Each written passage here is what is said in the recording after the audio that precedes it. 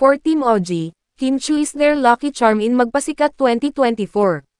Manila 4, It's Showtime, hosts OG Alcacid, Lassie and MC, Kim Chu was the lucky charm that propelled them to victory in the 2024 edition of Magpasikat. The Four-Tastic Combo was crowned champions on Saturday, following their show-stopping performance that featured daring stunts as well as an important message to viewers: the value of taking time to breathe and rest amid struggles. Si Kim at si Pau ang swerte sa amin, Alcacid jokingly said, moments after their victory. Naz-ama kami sa mga mahuhusay, Lassie added.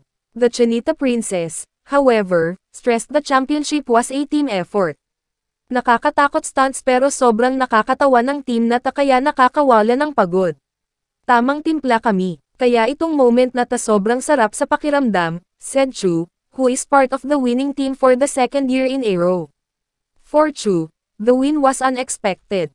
#acceptance na kami she said, noting that they had the least time to rehearse in the studio among all teams. Basta nagawa namin ng maayos ang production namin. After defying the odds, the Four-Tastic Combo said the championship was a bonus. For Alcacid, what mattered most is that the audience understood the message that they tried to convey through their performance. Nabasa ko comments na naintindihan nila gusto namin sabihin more than anything else. Nakuha nila, said Alcacid, a first-time Magpasikat winner. Damang-dama nila, said Lassie.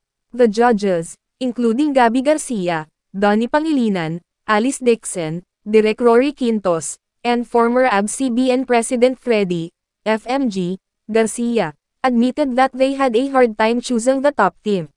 Bukod sa napagaling nila, the storytelling kanila pinaka-clear at talagang tumusok sa puso namin, Garcia said.